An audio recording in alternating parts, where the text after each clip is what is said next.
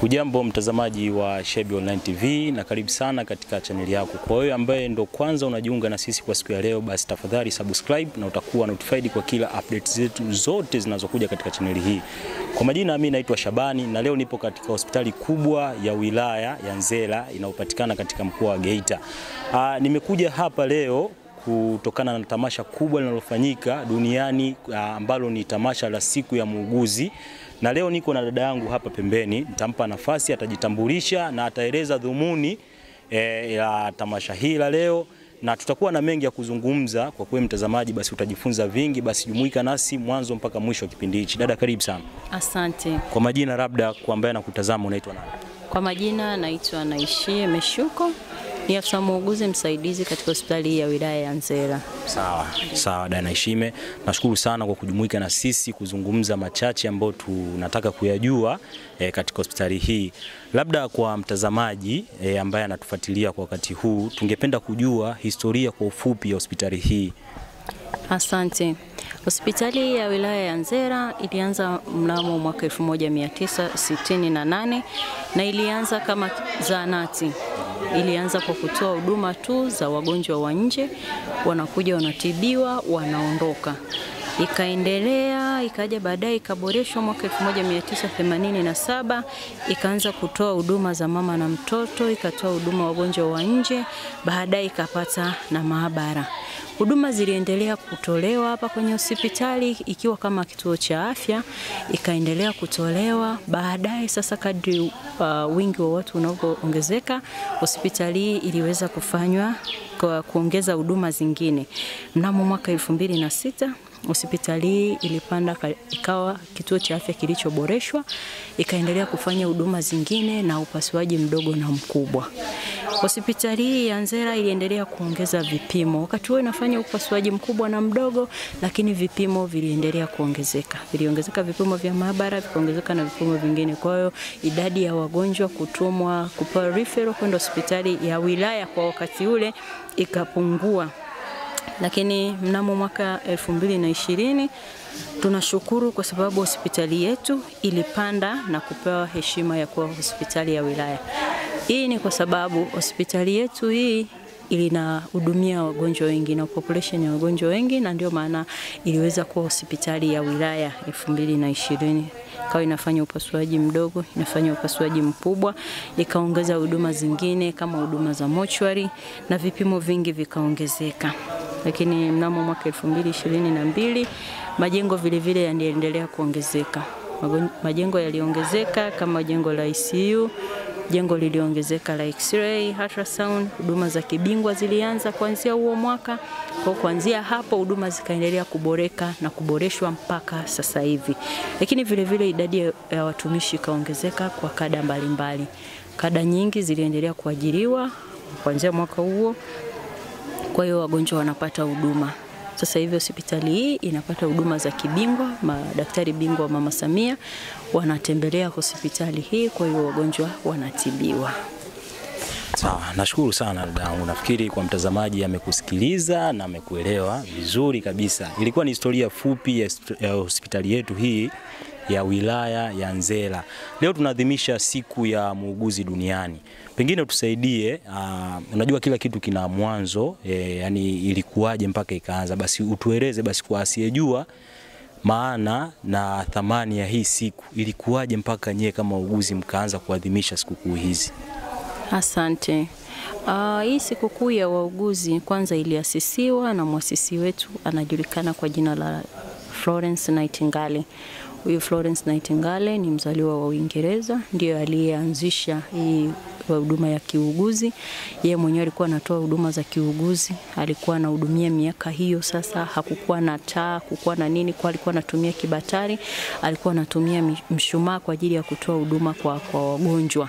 Kwa baada ya yeye kuwa mwanzilishi sasa, akaona kwamba huyu mgonjwa anahitaji huduma, anahitaji tiba. Bila mimi muuguzi, huyu mgonjwa hawezi kufanyaje? Hawezi kupata huduma nzuri. Na ndio maana yeye alikuwa mwanzilishi. Kwa na sisi hii siku ya leo tunaienzi kwa kumkumbuka yeye na kufanya matendo ya huruma na matendo ya upendo kwa kuwahudumia na kuwapa huduma wagonjwa. Sawa, nashukuru sana. Dada yetu ameeleza vizuri sana na amekufungua wewe mtazamaji ambaye ulikuwa huelewi thamani ya siku kama hizi za wauguzi. Kwa hivyo ni watu ambao wanatakiwa kuthaminiwa sana kwa mapokezi ambao wamekuwa wakiwapa mnapowasili katika hospitali, ushirikiano na vitu kama hivyo. Dada yetu, dada yangu umesema unaitwa nani? Naitwa Naishie. Basi sawa, kuna kitu kimoja nitaka kujua. Unajua kila kazi ina changamoto zake. Sawa, nyie kama hapa wauguzi wa hapa hospitali ya Nzela, labda ni changamoto gani mmekuwa mkizipata na pengine mnaongea na uongozi ili waweze kuzirekebisha? Mapendekezo yenu yamekaaje kwa mazingira yenu nyie kama wauguzi? Asante. Kwanza kabla ya kutoa changamoto tunazokutana nazo, niweze tu kwanza kusemea mazuri kwa kifupi afu ndo nije kwenye hizo changamoto. Kwanza kwenye mambo mazuri, kwa kweli tunapenda kumshukuru rais wetu Mama Samia, dokta wetu. Tunamshukuru sana kwa mambo mazuri anaotufanyia hapa kwenye hospitali yetu. Hii hospitali unavyoiona wewe haikuwa hivi mwanzo. Kwa ni nguvu zake na jitihada zake kuhakikisha kwamba Mtanzania wa Geita vijijini anapata huduma. Kiukweli tunashukuru sana. Hospitali imeboreshwa. Unavyoona majengo, huduma, vifaa, watumishi wa kada mbalimbali wameongezeka. Kwa tunakushukuru rais wetu na tunamshukuru pia mkurugenzi wetu anasimamia, tunamshukuru mganga mkuu wa wilaya na tunashukuru uongozi wa hospitali kwa ujumla. Lakini pamoja na hayo tuna changamoto tunazokutana nazo hata wakati wa ufanyaji wa kazi, kwa maana ya idadi ya watumishi ni ndogo sana. Ukilinganisha na income ambayo inatakiwa katika level ya hospitali ya wilaya, idadi ya wauguzi ni ndogo sana. Kwa unajikuta muuguzi mmoja unawajibika kufanya shift, yani kwa wiki unaweza kujikuta unafanya shift mwenyewe, kwa maana ya unaingia shifti, masaa yale ya kupumzika yanapungua au siku za kupumzika zinapungua kulingana na idadi ya wauguzi waliopo. Kwa unajikuta wewe kwa wiki unaweza ukapumzika mara moja au wakati mwingine usipumzike, kwa sababu huwezi kupumzika. Unaona wagonjwa wanahangaika huko, wagonjwa hawana wa kuhudumia na kuna idadi ya kutosha ya wauguzi ili kuweza kufanya rotation ya wodi kwenye mzunguko.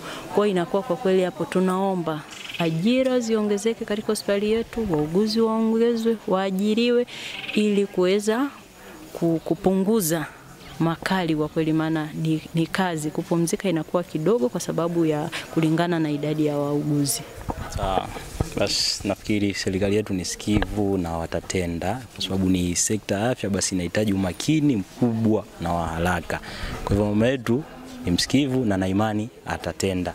Sasa labda kwa mtazamaji ambaye haelewi kwamba ni huduma gani ambazo wengi wamekuwa wakiwa na mashaka kwamba huenda zipatikani katika hospitali hii, lakini kumbe zinapatikana tena kwa ubora mkubwa, labda ningependa tueleze ni huduma gani kubwa ambazo zinapatikana katika hospitali hii?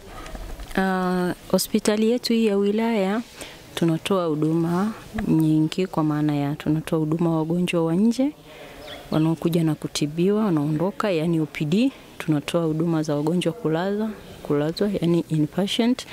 Tunatoa huduma ya mama na mtoto, huduma ya baba, mama na mtoto.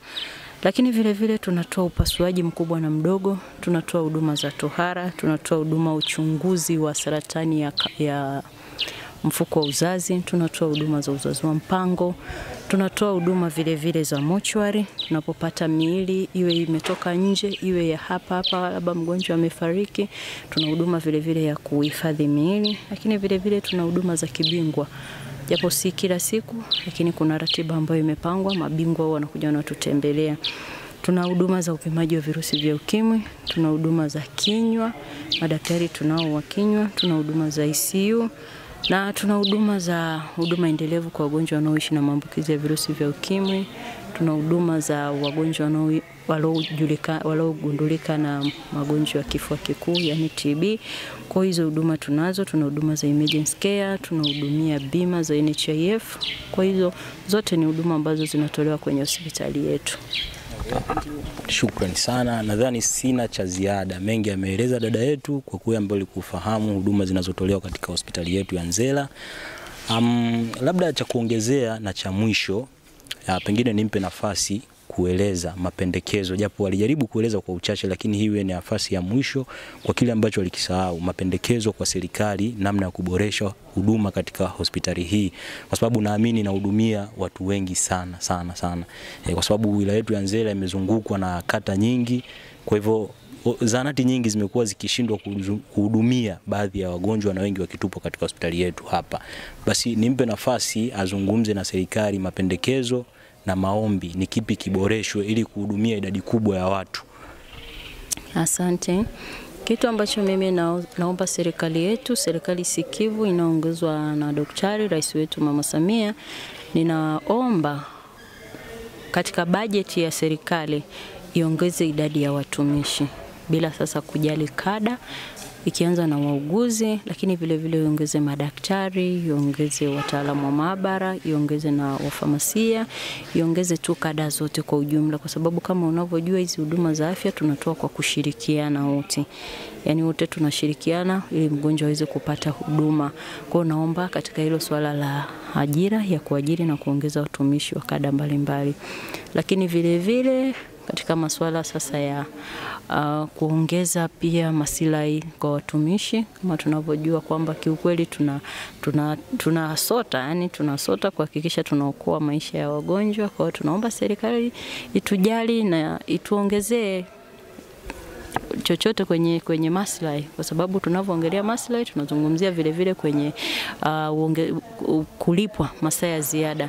Kwa mfano unaweza ukafanya hivi kazi kwa masaa ya ziada, hakuna kupumzika, lakini mwisho wa siku hakuna chochote unachopata. Kwa kweli inavunja moyo. Kwa hiyo naomba serikali ituongezee, yani tuongezee kwenye swala la maslahi, tuongezee tupate kipato, kwa sababu angalau unapopata chochote inakutia hata wewe mwenye moyo kuendelea kutoa huduma. Kwa hiyo ninaomba, najua serikali ni sikivu, naomba ituongezee kwenye swala la ulipaji wa masaa ya ziada. Lakini vile vile tunashukuru rais wetu, maana juzi umetamka tamko la kutuongezea asilimia kadhaa kwenye mishahara yetu. Tunaomba vile vile kwenye mambo ya masaa ya ziada, lakini vile vile kwenye kulipwa hela za likizo, tunaomba hilo fungu lipanuliwe, liongezeke, maana unaweza ukaenda likizo karudi kawa bajeti ni finyu. Kwa serikali naomba itusikie na hilo litekelezwe.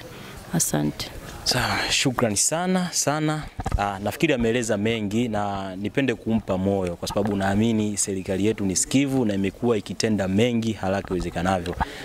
Jina lake ni gumu kidogo, lakini katika sherehe yetu alikuwa ni katibu. Kwa hivyo mbele yako hapa nilikuwa ni Shabani wa Shebi Online TV. Nikushukuru sana kwa kuwa mtazamaji uliotufuatilia mwanzo mpaka mwisho wa interview hii, tukielezea makala kwa ufupi na historia kwa ufupi ya hospitali yetu ya Nzera. Tukutane tena wakati mwingine na vipindi vingine vinavyoendelea. Nikukumbushe kusubscribe, like na comment ili tuendelee kuwa wote kwa vipindi vyote vinavyoendelea. Shukrani sana.